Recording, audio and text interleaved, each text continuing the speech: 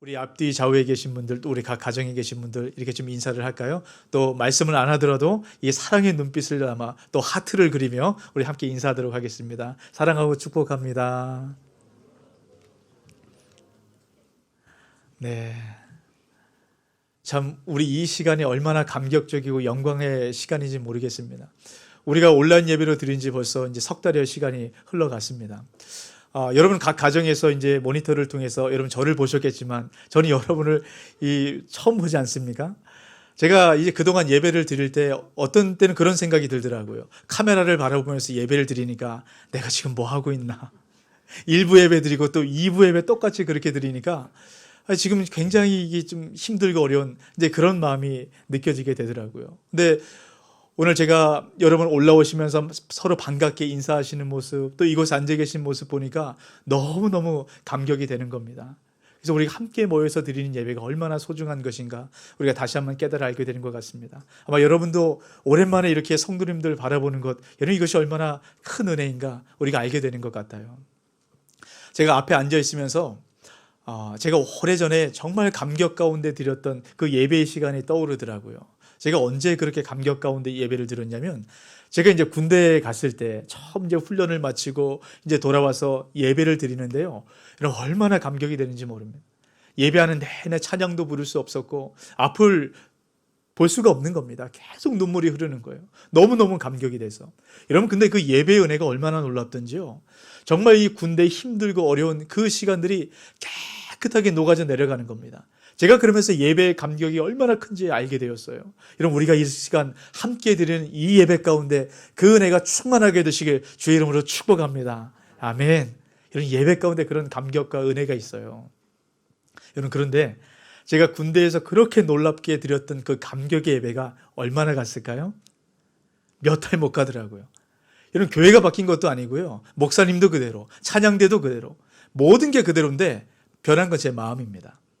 여러분 예배의 감격을 잘 느끼지 못하니까 이 군생활도 힘들고 모든 것이 힘들어지는 겁니다. 여러분 예배 가운데 감격을 느끼기 시작할 때 여러분 우리가 살아갈 수 있는 힘이 그 가운데 부어지게 되는 겁니다. 여러분 그러면 어떻게 할 때 우리가 이 예배의 감격과 은혜를 계속적으로 이어져 갈 수 있을까요? 우리가 그것을 꼭 붙잡아야 됩니다. 오늘 시편 20편 말씀이 그것을 우리에게 분명하게 말씀을 하고 있습니다. 오늘 말씀을 통해서 이 감격과 은혜를 평생의 삶 가운데 누려받게 되시길 주의 이름으로 축복합니다. 아멘. 우리가 오늘 시편 20편 말씀을 함께 보는데요. 시편 20편 이런 표제어를 한번 보십시오. 표제어가 이렇게 되어 있습니다. 다윗의 시 인도자를 따라 부르는 노래. 여러분 이것은 어떤 의미냐면 다윗이 이 시편을 썼다는 거예요. 이 다윗이 이 시편을 다 써놓고 이제 우리가 금방 찬양대 정말 아름다운 찬양 우리 주님 앞에 드렸지 않습니까? 이 지휘자의 인도에 따라서 모든 사람들이 함께 나와서 이 노래를 갖고 이제 찬양을 부르기 시작하는 거예요. 근데 여러분 이 내용을 가만히 살펴보면 다윗이 이 시편을 썼다라는 것이 좀 고개를 갸웃거리게 만드는 그런 부분이 있습니다. 여러분 내용을 가만히 한번 보세요. 이 내용은 어떤 부분이냐면 이스라엘 백성들이 전쟁에 나가는 왕이 승리를 했으면 좋겠다 이렇게 간구하는 내용입니다. 여러분 우리가 볼 때는 그런 느낌이 잘 안 드는데 여러분 이 성경의 부분을 조금 이제 바꿔서 우리가 읽어야 되는 부분이 있어요. 오늘 말씀해 보면 너, 내라는 모든 부분은 왕으로 바꿔서 읽어야 됩니다. 제가 1절만 한번 그렇게 읽어보겠습니다. 환난 날에 여호와께서 왕에게 응답하시고 야곱의 하나님의 이름이 왕을 높이 드시며. 그러면 이 너를 다 왕으로 바꿔서 우리가 그렇게 읽어야 됩니다. 그러니까 이스라엘 백성들이 다윗 왕을 높이면서 지금 부르는 이 시편이 시편 20편 말씀이에요. 여러분 왜 다윗이 이 본인이 이 시를 쓰고 백성들에게 이 시를 부를 수 있도록 여러분 그렇게 만들었을까요? 여러분 다윗은 이 시편을 통해서 잊고 싶지 않았던 것이 있는 겁니다. 다윗은 전쟁에 나갈 때 이 백성들을 통해서 반드시 기억하고 싶었던 것이 오늘 이 시편 말씀 가운데 담겨져 있는 겁니다. 그럼 그것이 무엇일까요? 우리 계속 말씀을 살펴볼 텐데요. 이런 시편 20편 1절 말씀을 한번 보세요. 이렇게 시작을 합니다. 환난 날에 여호와께서 내게 응답하시고 라고 얘기를 합니다. 이 환난 날은 언제를 얘기하냐면 전쟁의 상황을 얘기해요. 일반적인 전쟁이 아니고요. 정말로 강력한 적들이 수많은 적들에게 포위를 당하고 이 무시무시한 적들이 바로 눈앞에 있는 여러분 그런 공포의 상황, 바로 이때가 환난 날을 얘기합니다. 다윗이 왕이 됐을 때는 여러분 굉장히 이스라엘이 약했습니다. 그러니까 주변에 많은 나라들이 어떻게 하면 이스라엘을 삼켜볼까 호시탐탐 노력이 있던 그때예요. 그러니까 이 다윗과 이스라엘 백성들은 늘 이 전쟁의 상황 가운데 두려움 가운데 살아갈 수밖에 없는 것이 당시의 상황이었습니다. 여러분 우리가 살아가는 인생 역시 그렇지 않습니까? 몇 년 전에 엄마의 전쟁이라는 다큐멘터리가 있었어요. 그 전쟁, 엄마들이 늘 전쟁을 한다는 겁니다. 이 엄마가 되면 아이를 낳잖아요. 그럼 육아 전쟁이 시작돼요. 이 아이가 조금 자라면 입시 전쟁이 시작이 됩니다. 이 아이가 또 자라면 취업 전쟁이 시작되고 결혼 전쟁이 시작됩니다. 그리고 이제 이 자녀들을 결혼해서 떠나보내면 이제 조금 나아질 것 같은데 다시 한번 황혼 육아 전쟁이 벌어진다는 거예요. 그러니까 엄마의 일생은 평생 전쟁을 하다가 마감하는 게 엄마의 일생이라고 얘기를 합니다. 엄마만 그럴까요? 아빠들도 그렇죠. 우리 모든 사람의 인생이 전쟁을 하다가 마감하는 것이 우리 인생인 것 같습니다. 우리가 지금 바이러스와 전쟁을 하고 있지 않습니까? 여러분 우리가 이제 코로나19가 지금 많이 좋아졌죠. 그래서 우리가 이제 현장 예배와 온라인 예배를 병행해서 함께 드리고 있는데요. 여러분 이 코로나19가 처음 이 나라를 불어닥쳤을 때 이런 많은 사람들이 코로나 공포증에 휩싸이기 시작했습니다. 이 코로나 때문에 꼼짝을 못하는 거예요. 이 두려움에 사로잡히는 겁니다. 여러분 사람이 두려움에 사로잡히면 정상적인 판단을 할 수 없는 겁니다. 저는 처음에 아예 코로나를 왜 이렇게 두려워할까 이런 생각을 했었어요. 근데 제가 얼마 전에 며칠 전입니다. 야, 이 코로나가 정말 두려울 수 있겠구나 이런 생각을 했었어요. 저는 가까이 있는 어떤 한 분이 연락이 왔어요. 이분이 얼마 전에 이 코로나 확진자와 만났다는 거예요. 제가 그 얘기 깜짝 놀랐습니다. 얘기를 들어봤더니 그분이 직접 만난 게 아니고 그분도 건너서 이 만났던 사람의 얘기를 들었다라는 겁니다. 그러니까 계산을 해보니까 저까지 오기까지가 6차예요, 6차. 여러분 이 6차면 뭐 한참 먼 거 아니에요? 근데 제가 염려가 되더라고요. 이번 주부터는 저희가 대면으로 예배드리기로 이제 다 공지가 되고 이 만날 날을 이렇게 기대하고 있었어요. 근데 만약에 그분이 확진이 되면 어떡하나? 이 예배를 취소해야 되나? 여러 가지 생각이 드는 겁니다. 5만 가지 생각에 제가 뭐 일을 할 수가 없는 거예요. 거기에 사로잡히기 시작하니까 여러분 아무것도 할 수가 없는 겁니다. 여러분 이것이 바로 공포증이에요. 전쟁과 같은 여러분 이 위기의 순간을 만나면 여러분 사람이 이성적인 판단을 할 수가 없습니다. 근데 여러분 한번 생각해 보세요. 여러분 지금 인천에 이 코로나 확진자가 있어서 교회에 예배 드렸던 여러분 그 일들이 있지 않습니까? 근데 그 교회가 방역을 굉장히 잘했어요. 확진자가 예배를 드렸어도 여러분 철저하게 안전수칙 지키고 예방수칙 지키니까요. 여러분 아무 문제가 없었더라는 겁니다. 우리가 잘 지키면 문제가 없어요. 그렇게 두려워하지 않아도 됩니다. 그런데 이게 두려움에 사로잡히니까 여러분 우리가 이성적인 판단을 하지 못하게 되는 겁니다. 여러분 우리가 다 그렇지 않습니까? 이런 다윗도 마찬가지였어요. 전쟁과 같은 위기의 순간이 닥치니까 하나님의 은혜가 온데간데 없이 사라지는 겁니다. 두려움 가운데 사로잡히는 거예요. 여러분 그래서 다윗은 하나님의 은혜를 잃어버리고 싶지 않아서 시편 20편 말씀을 만든 겁니다. 그리고 백성들에게 전쟁 때마다 나에게 불러달라고 여러분 그렇게 요청한 거예요.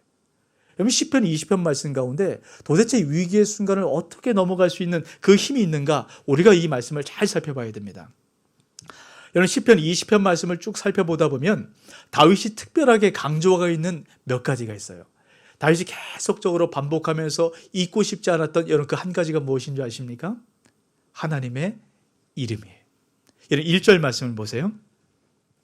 환난 날에 여호와께서 내게 응답하시고 야곱의 하나님의 이름이 너를 높이 드시며 지금 백성들이 왕인 다윗을 위해서 축복을 하는 겁니다. 승리하고 돌아올 수 있도록 여러분 그렇게 축복을 하는 거예요. 근데 무엇으로 축복을 합니까? 하나님의 이름이 전쟁 중에 다윗 왕을 보호해 주십시오. 이렇게 지금 간구를 하고 있는 거예요. 5절 말씀도 한번 보세요. 우리가 너의 승리로 말미암아 개가를 부르며 우리 하나님의 이름으로 우리의 깃발을 세우리니 여호와께서 내 모든 기도를 이루어 주시기를 원하노라. 백성들이 다시 한번 간구를 하는 겁니다. 이제 왕이 전쟁터에 나갔어요. 승리하고 돌아올 때 승리의 깃발을 휘날리며 돌아오기를 여러분 믿음의 선포를 하고 있는 겁니다. 근데 어떻게 지금 선포를 하고 있는 거예요? 하나님의 이름으로 승리의 깃발이 높이 세워지게 주옵소서 믿음의 선포를 하고 있는 겁니다. 하나님의 이름으로. 이름 또 한 번 하나님의 이름을 언급합니다. 7절 말씀 같이 한번 읽어볼까요? 어떤 사람은 병거, 어떤 사람은 말을 의지하나 우리는 여호와 우리 하나님의 이름을 자랑하리로다. 여러분 이 7절 말씀 가운데는 아주 중요한 의미가 있습니다. 어떻게 여호와의 이름이 전쟁 가운데 승리를 할 수 있도록 만들어 주었는가? 여러분 이 7절 말씀 가운데 그 의미를 잘 담아 놓았는데요. 우리가 이 7절 말씀을 중심으로 오늘 말씀 우리가 살펴보려고 생각을 합니다. 여러분 이 7절 말씀을 가만히 살펴보면 이 7절 말씀 가운데는 두 부류의 사람이 나옵니다. 어떤 사람이 나오죠? 여러분 이 어떤 사람이 사용하는 지금 무기가 뭐라고 얘기합니까? 어떤 사람은 전쟁 중에 병거와 말을 무기로 지금 사용하고 있다라고 얘기합니다. 여러분 전쟁할 때 당연히 말과 병거를 사용하는 것, 강력한 군사적인 무기를 사용하는 것 당연하겠죠. 근데 여러분 우리가 사용하는 무기는 달라요. 우리 역시 전쟁 중에 무기를 사용하는데요. 여러분 우리가 지금 누굽니까? 다윗과 이스라엘 백성들이에요. 다윗과 이스라엘 백성들은 어떤 사람들이 사용하는 무기와 다른 무기를 사용합니다. 여러분 그 무기를 지금 뭐라고 얘기합니까? 하나님의 이름. 여러분 하나님의 이름을 지금 무기로 사용하고 있다라고 얘기합니다. 여러분 그러면서 여러분 하반절에 이렇게 얘기하죠. 우리는 여호와 우리 하나님의 이름을 어떻게 한다고요? 자랑하리로다. 여러분 자랑한다라는 것은요. 자카르라는 단어를 사용하는데 이것은 기억한다라는 겁니다. 지금 다윗이 과거에 하나님의 이름으로 승리했었던 확실한 승리를 이미 한번 경험을 했습니다. 그리고 이 하나님의 이름으로 모든 전쟁 가운데 승리하고 싶었던 여러분 그 간절한 마음이 여러분 이 말씀 가운데 지금 녹아내려 있는 거예요. 그럼 도대체 다윗이 언제 하나님의 이름으로 이런 강력한 승리를 맛보았는가? 여러분 그것을 분명하게 보여주는 것이요. 사무엘상 17장 말씀이에요. 이런 사무엘상 17장 말씀 여러분 성경이 있으면 펴놓고 오늘 말씀을 같이 한번 살펴보았으면 좋겠는데요. 이런 사무엘상 17장 말씀은 우리가 아주 잘 아는 말씀입니다. 다윗과 골리앗의 싸움에 대한 얘기예요. 여러분 어떻게 보면 이 다윗이 이스라엘의 두각을 드러내고 왕으로 올라갈 수 있었던 결정적인 계기가 된 것이 골리앗과의 전투 아닙니까? 여러분 골리앗이 어떤 사람이에요? 성경에선 골리앗이 키가 거의 3m에 가까운 사람이라고 얘기합니다. 어마어마하게 크죠. 그리고 어려서부터 전쟁의 기술을 배우고 전쟁에 능한 용사 중에 용사라고 얘기해요. 여러분 다윗은요. 한 번도 전쟁을 경험해보지 못했어요. 산골에서 양을 치던 어린 소년입니다. 여러분 객관적으로 한번 생각해 볼까요? 골리앗과 다윗과 싸우면 누가 이길까요? 누가 이기겠습니까? 여러분 믿음으로 다윗이라고 선포하는데 여러분 상식적으로는 골리앗이잖아요. 당연한 거 아니에요? 여러분 그런데 이 상식을 깨고 어떻게 다윗이 승리할 수 있었을까요? 여러분 우리가 이것을 잘 살펴봐야 됩니다. 이런 사무엘상 17장 45절 말씀 우리 한 목소리로 같이 있습니다.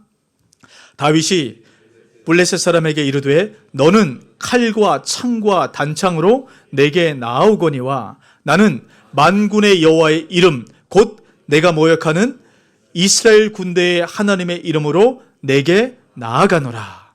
이런 지금 골리앗이 전쟁 중에 사용하는 무기를 지금 뭐라고 얘기합니까?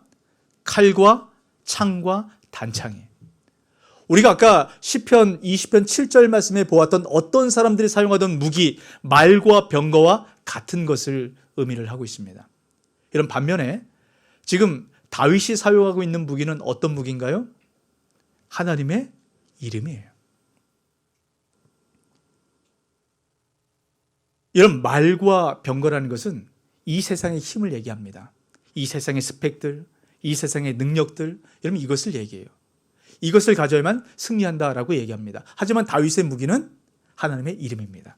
제가 여러분에게 질문 한 가지 드려볼까요? 여러분은 이 세상, 전쟁터와 같은 이 세상에서 싸울 때 어떤 무기를 갖고 여러분 싸우고 계십니까? 다시 질문을 바꿔드려볼게요. 여러분은 이 전쟁터와 같은 이 세상에서 싸우실 때 어떤 무기를 원하세요? 이 세상의 강력한 스펙과 능력의 무기입니까? 아니면 하나님의 이름의 무기세요? 어떤 걸 원하십니까? 네, 우리 다 믿음의 선포로 하나님의 이름이라고 말씀을 하셨는데요. 사실 우리의 삶을 돌아보면 하나님의 이름보다는 이런 세상의 스펙과 세상의 능력을 이런 더 원하죠. 왜 그렇습니까? 이게 눈에 보이는 것 아닙니까? 하나님의 이름은 눈에 보이지 않아요. 세상에서는 이 세상의 스펙들, 능력들, 이것을 가져야 너희가 승리한다라고 얘기를 합니다. 여러분, 제가 드리는 말씀을 잘 분별하시기 바랍니다. 저는 이 세상의 스펙과 능력이 필요 없다라고 드리는 말씀이 아니에요. 중요한 것은 이 스펙과 능력을 중요시 여기고 이것에 우선순위를 두고 살아갈 때 아주 심각한 문제를 우리가 맞이할 수 있다는 겁니다. 여러분, 이것을 사울 왕을 통해서 우리가 분명히 볼 수 있습니다. 지금 다윗과 골리앗이 싸우고 있다라고 말씀을 드렸죠. 여러분, 이때의 이스라엘 왕은 누구냐면 사울 왕이었어요. 사울 왕은 이스라엘의 첫 번째 왕입니다. 여러분, 사울 왕이 어떤지 성경은 분명하게 얘기하는데요. 이런 사무엘상 10장 23절 24절입니다. 그들이 달려가서 거기서 그를 내려오며, 여기서 그는 사울 왕입니다. 그가 백성 중에 선이 다른 사람보다 어깨 위만큼 컸더라. 사무엘이 모든 백성에게 이르되 너희는 여호와께서 택하신 자를 보느냐? 모든 백성 중에 짝하리가 없느니라 하니 모든 백성이 왕의 만세를 외쳐 부르니라. 여러분, 지금 사울의 특징이 어떻습니까? 다른 사람보다 머리 하나가 컸대요. 여러분, 키가 엄청나게 큰 거죠. 그리고 사무엘이 얘기합니다. 이스라엘 모든 사람 중에 이 사울 왕과 짝할 만한 사람이 없다. 견줄 만한 사람이 없다. 여러분, 이것이 무엇입니까? 이스라엘 중에 사울 왕이 최고라는 거예요. 모든 스펙과 모든 능력과 어떤 사람과 비교할 수 없을 정도로 완벽한 실력을 갖춘 사람이 사울 왕이라는 겁니다.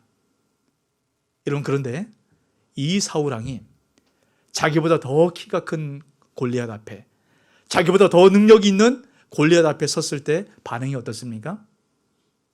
무릎을 꿇는 거예요. 꼼짝을 못하는 겁니다. 여러분, 이것이 세상 무기의 한계입니다. 여러분, 이 세상의 무기는 더 강력한 무기 앞에 머리를 숙이고 굴복할 수밖에 없는 것이 세상 무기의 특징이에요. 여러분, 정주영 작가라는 분이 하버드 상위 1%의 비밀이라는 책을 썼습니다. 몇 년 된 건데요. 이게 스테디셀러예요. 몇 년 지나도 계속적으로 재판돼서 나오는 책입니다. 여러분, 그만큼 많은 사람들에게 호감을 주는 책인데요. 여러분, 제목 자체가 우리에게 호감을 주지 않습니까? 여러분, 하버드가 어떤 대학이에요? 세계 석학들이 가는 곳 아닙니까? 모든 사람들이 여러분 가고 싶어하는 곳이에요. 근데 그 중에서도 1%가 갖고 있는 비밀이 있대요. 어떤 비밀을 갖고 있을까요? 내용에 보면 여러 가지 내용들이 있습니다. 근데 여러분, 하버드도요, 모든 사람들이 다 똑똑할 것 같은데 상위층, 중위층, 하위층으로 이렇게 나눠진다 그래요. 여러분, 근데 실력으로 봤을 때는 거의 다 뭐 대동소이합니다. 별 차이가 없어요. 근데 왜 이런 등급이 나눠지는가? 여러분, 이 작가가 조사를 해봤던 것이 무엇이냐면, 여러분, 상위층과 중위층 계통을 비교를 해봤을 때 여러분, 중위층의 사람의 특징이 있다는 거예요. 상위층과 만났을 때 나는 저 친구들한테는 안 돼. 나는 할 수 없어. 여러분, 이게 한계를 그어놓는다는 겁니다. 그리고 이 부정적인 정보를 계속 받아들이기 때문에 여러분, 이 상위층, 이 학생들과 만났을 때 중위층 학생은 절대로 그 상위층 학생을 이길 수가 없다는 거예요. 여러분, 그런데 놀라운 것이 있어요. 이 중위층 학생들이 자기보다 떨어지는 하위층 학생들을 만나서 여러분, 이 시험을 쳤을 때 여러분, 상위층 학생들에게 만났을 때 풀지 못했던 시험을 이 하위층 학생들과 만났을 때 풀기 시작하더라는 겁니다. 여러분, 왜 그런 줄 아세요? 내가 쟤보단 잘해. 제가 풀 수 있는 건 당연히 나도 풀 수 있지. 여러분, 이런 생각을 하게 된다는 거예요. 그러니까 상위층 학생들에게 만났을 때 나왔던 부정적인 정보를 끊어내기 시작하니까 그 일들을 감당할 수 있게 됐다는 겁니다. 여러분, 이것이 상위 1% 학생들이 갖고 있었던 비밀이라는 거예요. 여러분, 그럼 우리는 어떻게 될까요?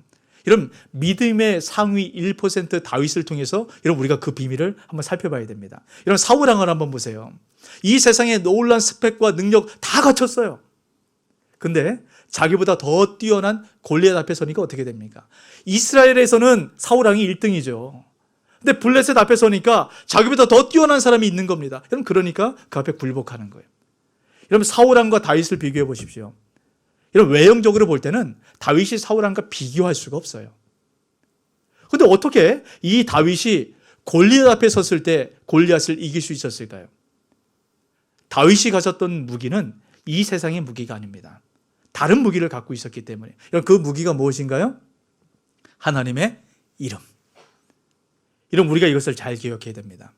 여러분, 하나님의 이름이 도대체 무엇이길래 그렇게 능력이 있을까? 여러분, 다윗이 무기로 삼았던 하나님의 이름은 하나님의 살아계심입니다. 여러분, 다시 한번 잘 들으세요. 다윗이 사용했었던 무기는, 하나님의 이름이란 무기는 하나님의 살아계심이에요. 여러분, 사무엘상 17장 26절입니다.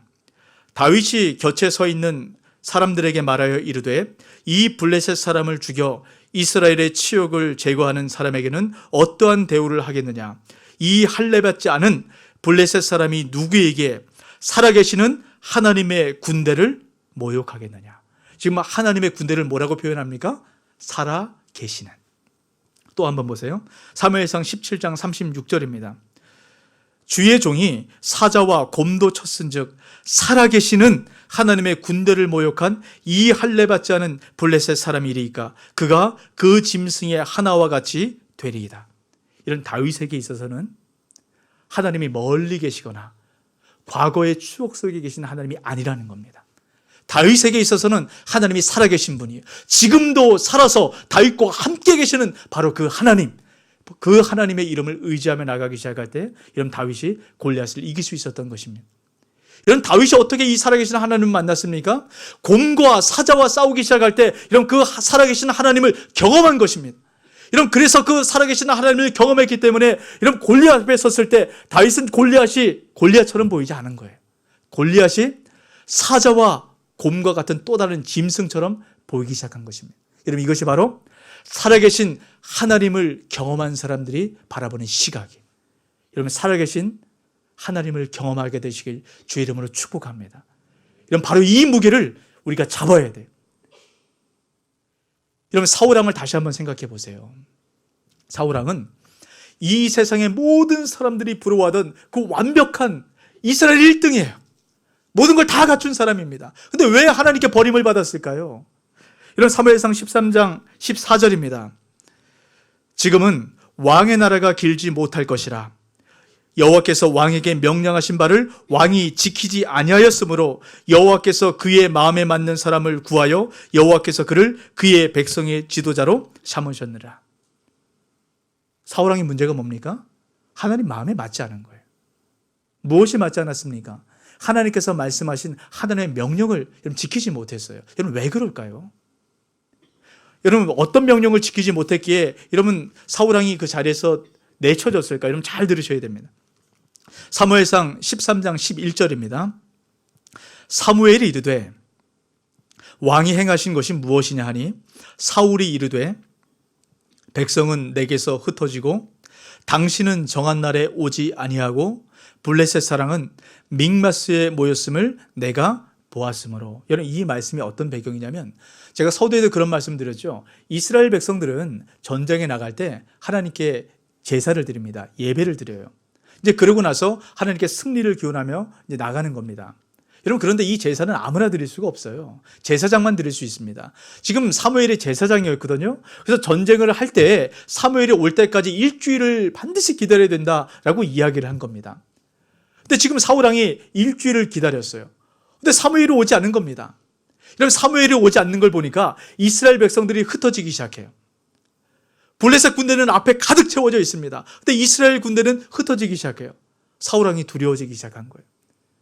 지금도 우리가 질 것 같은데 여기서 더 이 군대가 흩어지면 이길 수 없는 싸움이다라고 생각한 거죠.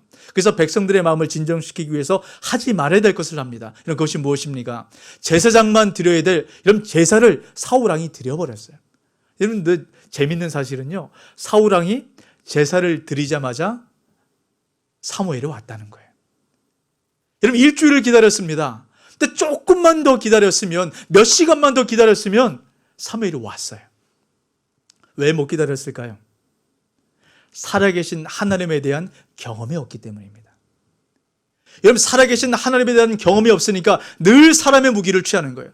더 많은 사람이 필요하다. 더 강력한 무기가 필요하다. 여러분, 그러니까 이 무기가 사라지니까 사울은 두려운 겁니다. 하나님의 살아계심을 여러분 경험해야 돼요.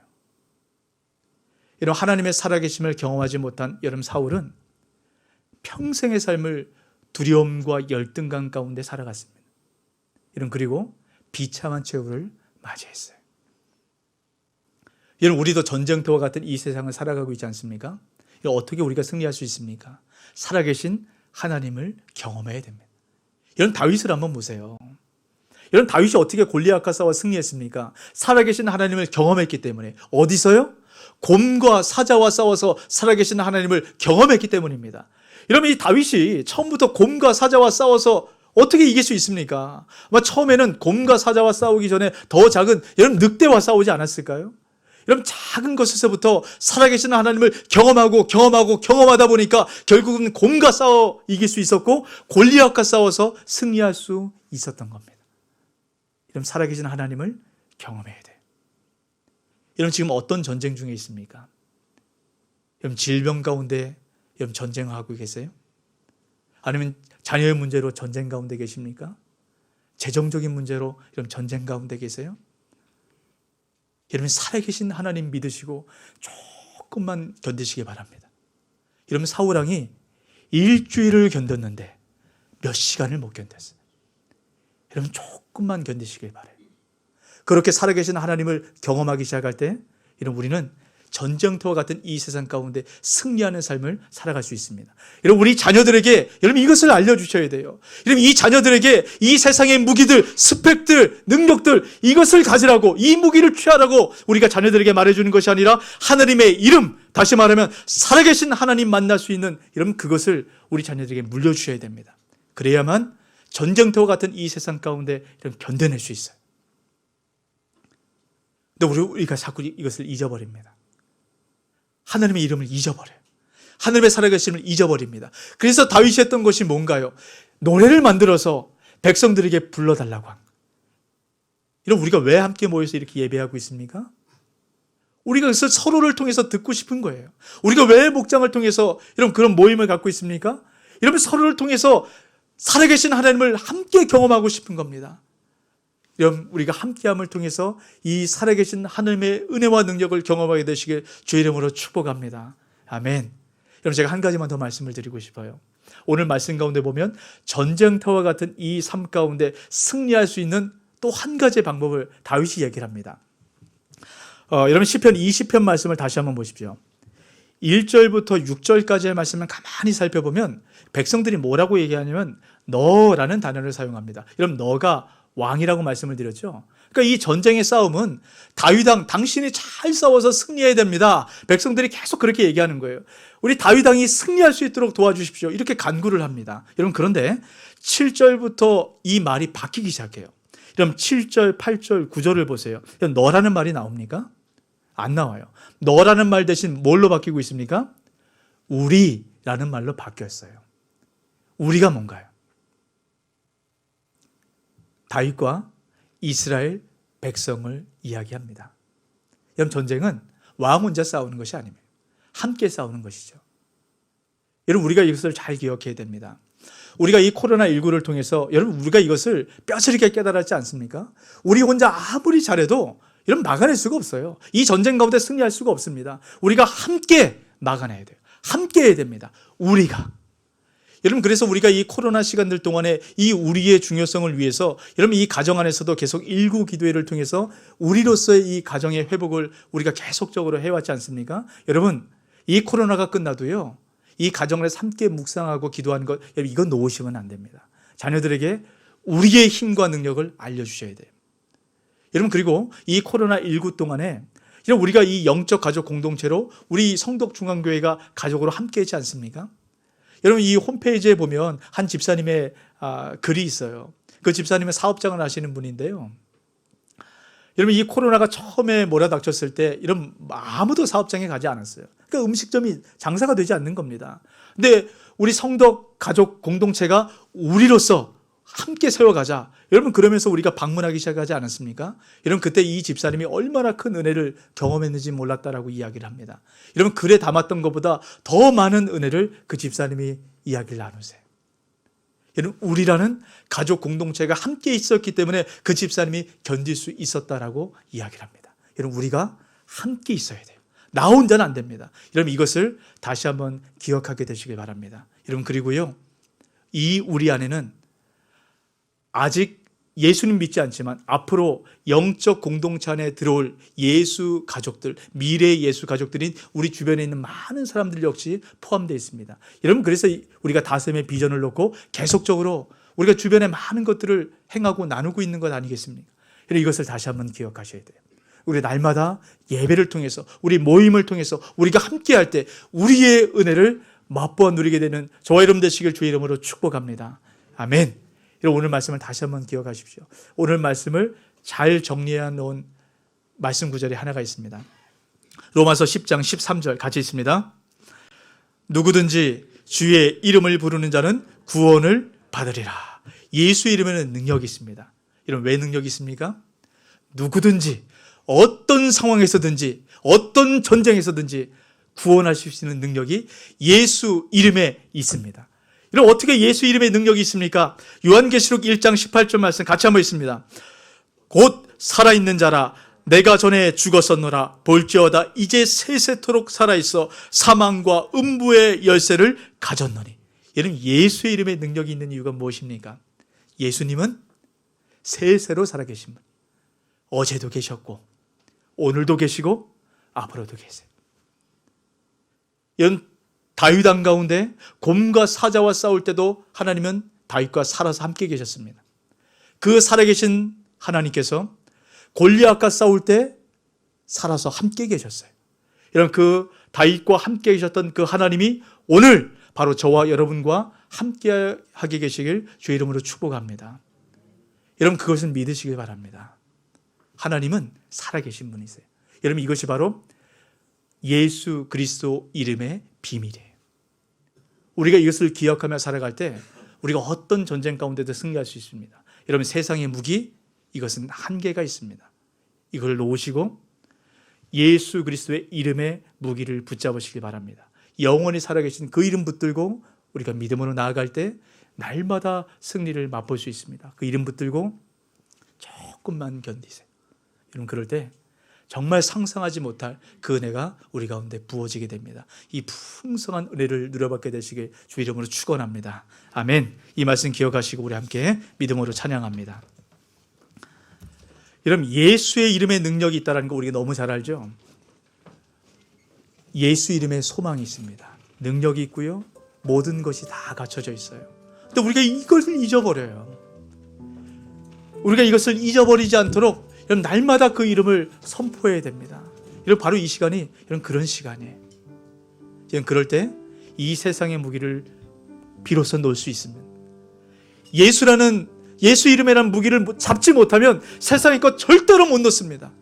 예수 이름의 무기를 잡아야만 놓을 수 있어요. 여러분, 그런 결단의 시간 되었으면 좋겠습니다. 함께 믿음으로 찬양합니다.